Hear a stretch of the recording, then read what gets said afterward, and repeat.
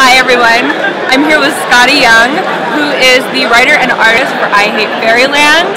You just got finished with your photo op at our booth. How was that? It was very fun. Yeah. It was fun just to get people in there and get them loosened up, and we all act silly and you were dancing. Superhero poses. Yeah, some people were doing some. I feel like they needed to stretch before they did some of these poses. They got to pull a hammy. Let's talk I Hate Fairyland. Okay. Yeah. There is some drama that has happened in the second arc for Gert. Sure, and, can you give us any sort of a hint for, like how things are going for her? I think of fairy tales that give happy endings. Like, are you just going to give her a hard time for the run of this series? She's always going to have a hard time because she's kind of a really bad person. She's turned into a pretty bad person. Bad people need love too, Skottie. They do. That's why I give her all my love, a lot of my time. But she's definitely going to have a hard time. But I have plans. I do actually know where it ends. Okay. So when that happens, I'm not sure. When that'll be, I'm not sure. But it'll depend on who's reading it, on if it's a happy one or not. Okay. Right? Okay. And something that I find really interesting is your kind of babification of characters. Okay. Which is different than what you would think that normally means in comics. Just label it babification. I'm like, wait, hold on, do I do that? And so, like, with Gert, it's sort of like, she's a child, she's trapped in this adult body. Do you ever feel that way, that you're just like drawing babies and you're trapped in the... Oh, yeah, for sure. I mean, Gert is like a weird, avatar of me a little bit, right? Interesting. I'm my parents, I have 2 kids. I have dogs. I draw comic books for a living. I draw baby superheroes. Yeah. I drew Oz for 6 years. So it's like I'm a 40-year-old man that lives in kind of a childlike world, and so yeah, it's definitely. You're a lovely person. Maybe. Okay. All right. Spoiler alert, you guys. Spoiler. I'm the worst.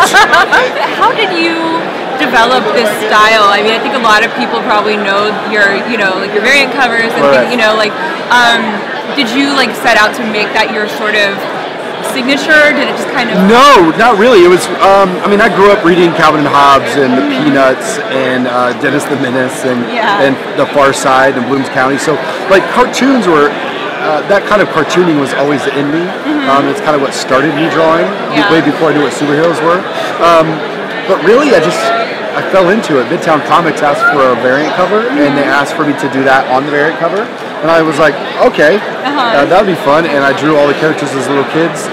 And 6 years later, I've done about 250 of these covers now. So it's weird because most people think that that's what I do, and I still see it as like my side hustle. Interesting. So it's a weird thing that I fell into, and I have a blast doing it. So if you were going to rebrand yourself, how would you... Oh my gosh, this is a good question that I have no idea how to answer. I feel like I'm interviewing for a job now. You're gonna brand yourself.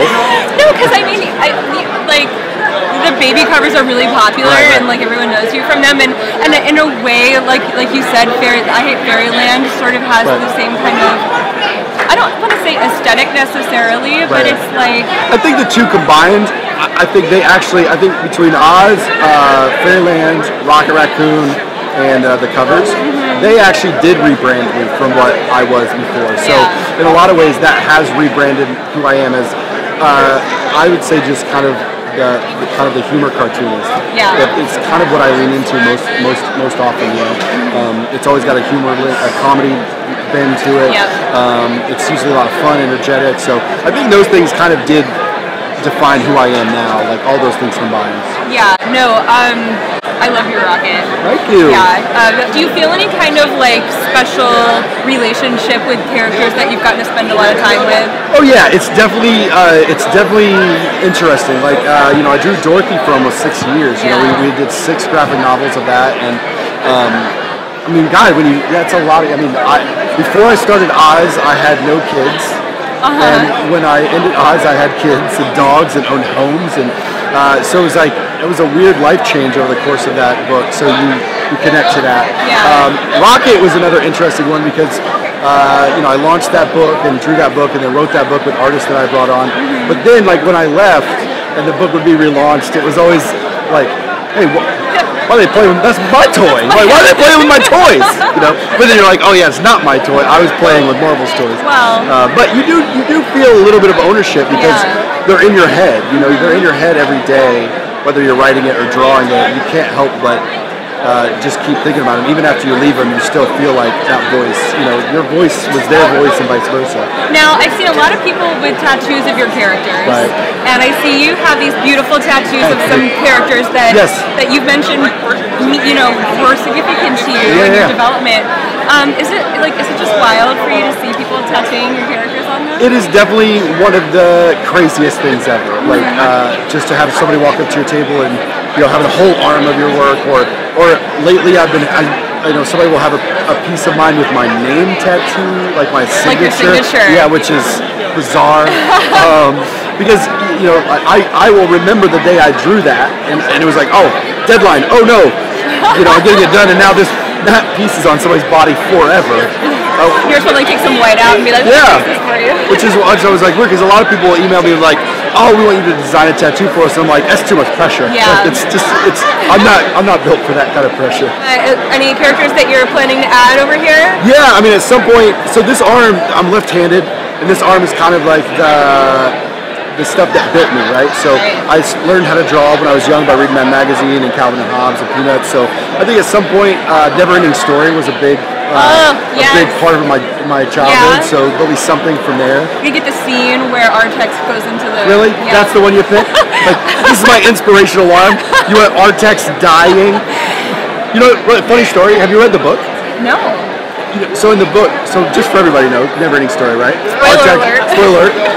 Artax, he dies, the horse dies, right? In the book, the horse talks. Oh, so while he's dying, Atreus going, no, Artax, and he goes, I'm sorry, Atreus.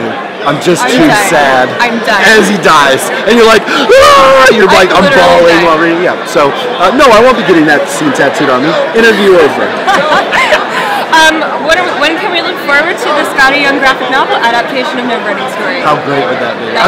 You could actually check my Instagram last week, and I was doing renditions of those characters. Yeah. My takes. There's your next project. It'd be awesome. Speaking of next projects, we'll cut you loose in a sec, but I know you probably have some stuff up your sleeve, right? Is there any? I can't say what they are because I'm bad with that. If I tell too much, then all of a sudden I'm stuck in but I do have a couple projects that I'm writing with other artists, and then one more project that I'm starting to finally uncover after, I think it's probably been close to 10 years that I've been developing this other story that I want to write and draw. So that'll be my next project at some point in the future that I write and draw. Will it be all humor kind of? No, actually, it's going to be, I've got a couple projects that are going to go outside of that box a little bit. All right. Yeah. But Artex dying. But definitely will, yeah, it'll be a lot of like, oh, my dad, and stuff like that.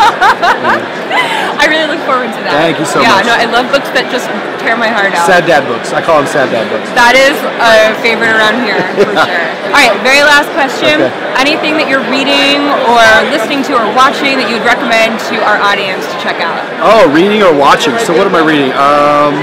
Well, I always say this as I Kill Giants, right? Because I read that all the time. Okay, I read it at least every couple months. What else have I gotten recently? I don't know. You're so busy making comics. I know. I have to keep making them. No, I know. I just reread It. Oh, yes. Because of the movie. So I watched the movie twice. I'm kind of obsessed right now. Do you approve of this social media thirst for Pennywise? What's this? What's the social media thirst for Pennywise? Well, a lot of people find him very attractive. Oh no, I didn't. You're telling me a lot about you today. A lot about you today. Oh well, yeah. Hey, listen. Are you gonna get the death scene tattooed on your arm? Okay, but that would be awesome. What about the murderous clown lust that people have on the internet, social media? Skottie Young calling me out. Hey, cameras have been turned, folks, on comiXology. Interview over.